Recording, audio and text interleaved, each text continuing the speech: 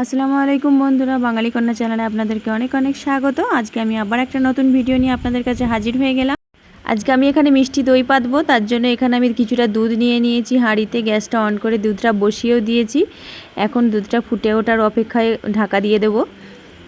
তো যে আমার চ্যানেলে নতুন হবেন প্লিজ চ্যানেলটাকে সাবস্ক্রাইব করে দেবেন, পাশে থাকা বেল আইকনটি প্রেস করবেন যাতে আমার চ্যানেলের সমস্ত ভিডিওগুলো আপনার কাছে পৌঁছে যায়। আর আগে যে সাবস্ক্রাইব করে গেছেন তাকে অসংখ্য ধন্যবাদ। দেখতে পাচ্ছেন বন্ধুরা ফুটে উঠেছে। এরপর আমি আস্তে করে গ্যাসটা কমিয়ে দেবো যাতে শর্ট না পড়ে, তার জন্য শর্ট পড়তে দেওয়া যাবে না দুধটাতে। ভালো করে ঘেঁটে ভালো করে এটাকে কমিয়ে দিয়ে ভালো করে দুধটাকে মরতে দিতে হবে। এখন আজকে আমি সকাল থেকে সারাদিনে বৃষ্টির জন্য আমি ভিডিও করতে পারিনি, তো আজকে আমি ভাবলাম একটু দই পাতবো, তো সেই দইটাই আজকে আমি আপনাদের সঙ্গে শেয়ার করে নেবো, মিষ্টি দইটা পেতে। তো আমি আজকে সকাল থেকে প্রচণ্ড বৃষ্টি হচ্ছে, মানে সারা রাতেও বৃষ্টি হয়েছে, সারা দিন বৃষ্টি চলেই যাচ্ছে, একটু থামছেও না বাবা।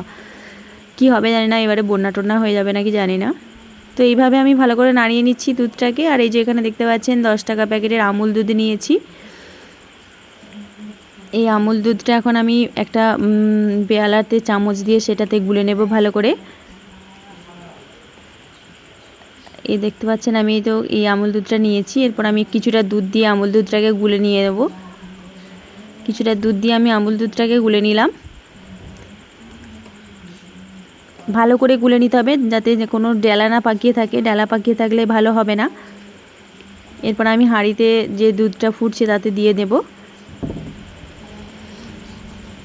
কার কার মিষ্টি দই খেতে ভালো লাগে অবশ্যই আমাকে কমেন্টে জানাবেন। দেখতে পাচ্ছেন দুধটা মুড়ে কতটুকু হয়ে গেছে। এরপর আমি আমুল দুধ গুলে ভালো করে দিয়ে দিলাম। একদম মোড়ে যেন দুধটা একটু মানে অনেকটাই কম হয়ে যায়, যেন জলটা, যে দুধের জলটা থাকে সেটা যেন মরে যায়, একদম পিওর দুধটা যেন থাকে। ভালোভাবে মরিয়ে নিতে হবে। দেখতে পাচ্ছেন আমার কিন্তু একটু সর পড়েনি।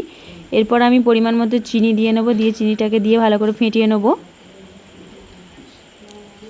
এইভাবে ভালো করে নাড়াচাড়া করে নিতে হবে দুধটা। দেখতে পাচ্ছেন এই যে আমি ফুটে উঠেছে ভালো করে, না ফুটে উঠলে হবে না। এরপর আমি দুধটাকে নামিয়ে দেব। কতটুকু হয়ে গেছে দেখুন, কতটা দুধ ছিল কতটুকু করেছি দেখুন, মেরে বুঝতে পারছেন আপনাদের। আর আমি এই কৌটোটার মধ্যে আমি দইটা বসাবো, প্লাস্টিকের কৌটোর মধ্যে। ভালো করে আমি ধুয়ে নিয়েছি। এরপর আমি টক দইটা ভালো করে টক দই দিয়ে এবার দেখতে পাচ্ছেন এই যে টক দইটাকে ভালো করে মাখিয়ে নেব। এরপর যে কৌটোটার মধ্যে আমি দই বসাবো সেটাতে দিয়ে কিছুটা দিয়ে ভালো করে দইটা মাখিয়ে নেব কৌটোটায়, আর কিছুটা আমি দিয়ে নেব দুধের মধ্যে।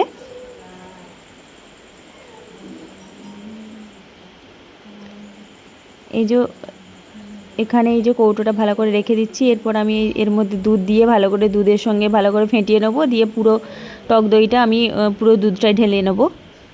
ভালো করে মাখাতে হবে যেন টক দইয়ের মানে চাপটাও যেন না থাকে, ভালোভাবে ফেটিয়ে নিতে হবে, দুধটার সঙ্গে পাইল করে নিতে হবে।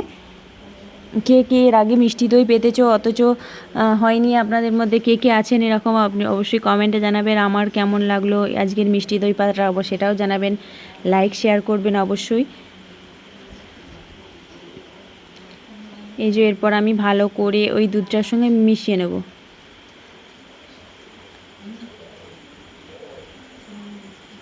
সারাদিনে আজকে কিন্তু সত্যি সারাদিন আজকে ভাবলাম খিচুড়ি টিচুড়ি করব, কিন্তু করে আর হয়ে উঠলো না, অনেক কাজ ছিল যার জন্য আর করতে পারা গেল না।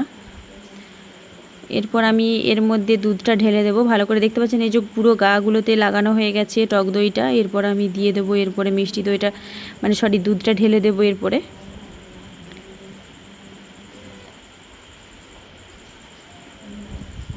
তো দইয়ের কালারটা যদি কেউ লাল করতে চান তো তাহলে একটু চিনি পুড়িয়ে নেবেন। এই যে 2-4টে এলাচ আমি দিয়ে দেবো মুখটা ভেঙে।